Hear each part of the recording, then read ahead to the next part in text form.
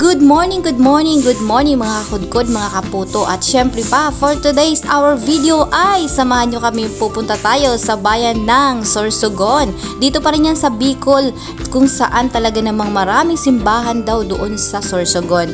This is my first time mga kakudkod na talaga namang mapupunta tayo dito sa Sorsogon na medyo malayo-layo dito sa amin. Kaya naman excited talaga kami mga kakudkod. At syempre yung aking kasama dyan, yung katabi ko talaga namang hindi na siya nakatulog dahil nag-prepare siya ng aming baon. At syempre dahil ayaw naming mahuli sa biyahe or maiwanan, kami talaga ang pinakamaaga at naunang pumunta doon sa waiting area. At ito na nga, nagpe-prepare na ang lahat dito sa loob ng bus. Kami nga pala ang unang bus kasi 3 bus nga pala kami mga kakudkod. O diba, ang dami. At syempre pa, ito ay kaugnay sa ngayong sinasagawa o sineselebrate ng ating simbahang Katoliko, ang Semana Santa.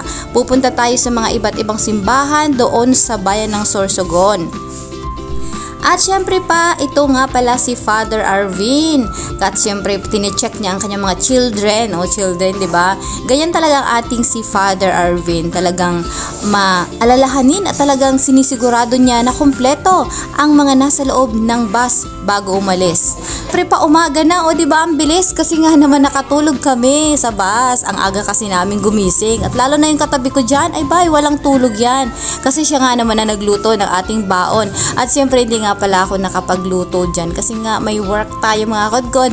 At syempre, bumili lang tayo ng mga kung ano-ano. At salamat sa nagbigay ng masarap na tuna sandwich. At ito, nandito na tayo, bumabiyahe na. Ang sarap lang mga kakudkod kasi umuulan-ulan sa labas. Nakikita niyo naman yung mga fog talaga, oh. O diba, yan ang talagang masarap sa mata mga kakudkod pag bumabiyahe ka. Makikita mo talaga yung green na kapaligiran, o diba? Sa mga gustong mamasyal dito sa amin sa Bicol, aba, pumunta na kayo. Hindi kayo magsisisi. Ops, ito na ang unang stop natin dito sa Sorsogon. Nakarating na kami mga kakudkod after so many hours talaga. Ay ano lang naman mga kakudkod, 4 na oras lang naman, o diba? Kaya naman nakatulog talaga tayo. So ito nga pala ang unang stop natin ng simbahan dito sa bayan ng Sorsogon.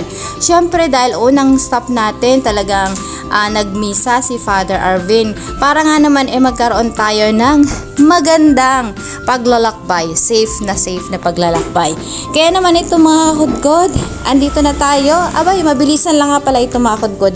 After ng misa ay diretso na tayo, balik na tayo sa bus para naman makapunta na tayo sa ating susunod na simbahan. Dahil nga naman ang ating trip ngayong umaga or ating bibisita iglesia ay talagang naka-schedule yan. Kasi nga naman 'di ba, malayo. So kailangan mapuntahan lahat ng kung anong nasa schedule na nakalagay sa ating programa. Programa talaga, no? So ito na nga pala yung ating pangalawang simbahan na napuntahan mga kakudkod. Ayan, medyo mataas-taas nga ito mga kakudkod. Talaga naman nakakatuwa kasi marami tayong kasama dito mga medyo maedad na, pero talaga naman 'di ba? Blessed na blessed sila. At syempre masaya kasi nga naman 'di ba? Ito yung kanilang gustong mapuntahan. Kahit naman sino mga kakudkod, nakakatuwa lang tignan kasi 'di ba? May pagkakataon at may chance sila na pumunta sa ganitong mga simbahan kahit may edad na at syempre mga busy yung iba. Marami talagang sumama mga kakudkod. O nakita nyo naman 'di ba, napuno namin ang simbahan.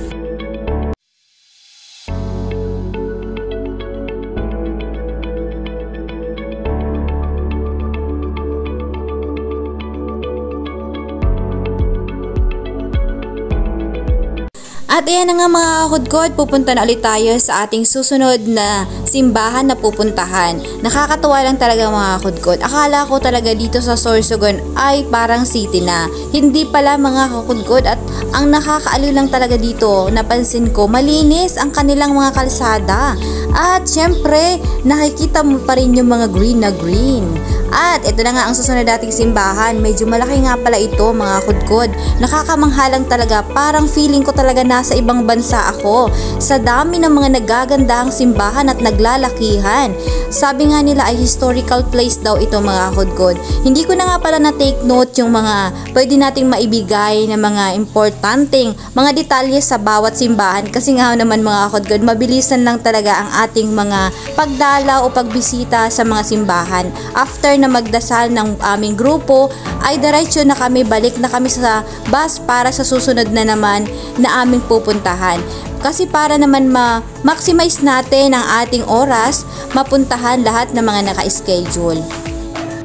At dito nga mga kudkod, napansin ko talaga ang aliwalas ng simbahan at ang laki mga kudkod. Nakita nyo may iba-iba din mga grupo na pumupunta dito kasi nga naman iba-iba din ang kanilang mga grupo kung saan man sila galing, at nagkakasama-sama kami sa iisang simbahan kung saan may kanya-kanya ding mga rota.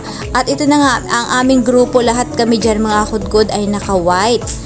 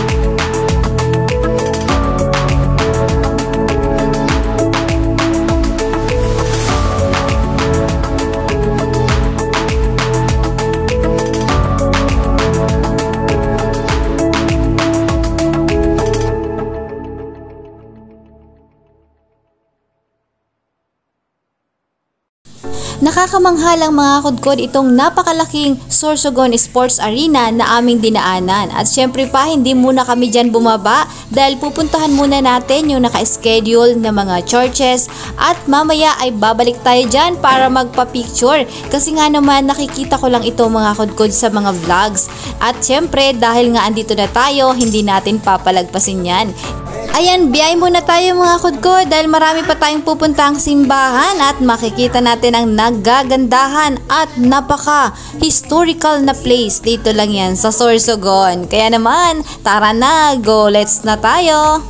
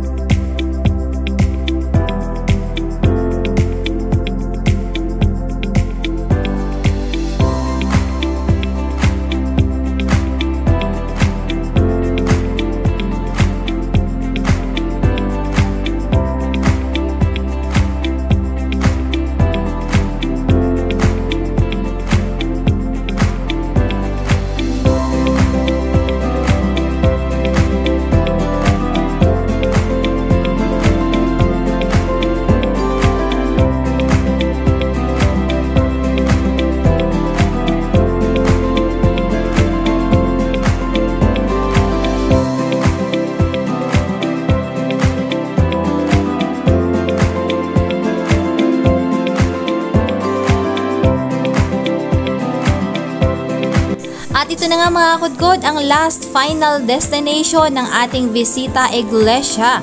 At ito nga daw mga kudkod ay talagang napaka-historical ng ating simbahang ito dito sa Barcelona, Sorsogon. O diba nakarating tayo ng Barcelona, talagang dito kami nag-lunch mga kudkod. At nakakamangha nga naman ang view dito at syempre pumasok din tayo dito para magdasal at magpa-picture. Ang dami nga pala dyan mga kudkod, nagtitinda rin ng mga souvenir item. Kung kayo ay pupunta dito mga kudkod, talaga namang marami kayong mabibili. Siyempre nagpapasalamat tayo sa ating Panginoon at nabigyan tayo ng ganitong pagkakataon. Ayan, kita-kits ulit tayo sa ating mga susunod na pupuntahan. Dito lang yan sa Bicol. At maraming salamat po sa ating panunood at pagsama sa amin. Dito lang yan sa Sorsogon City.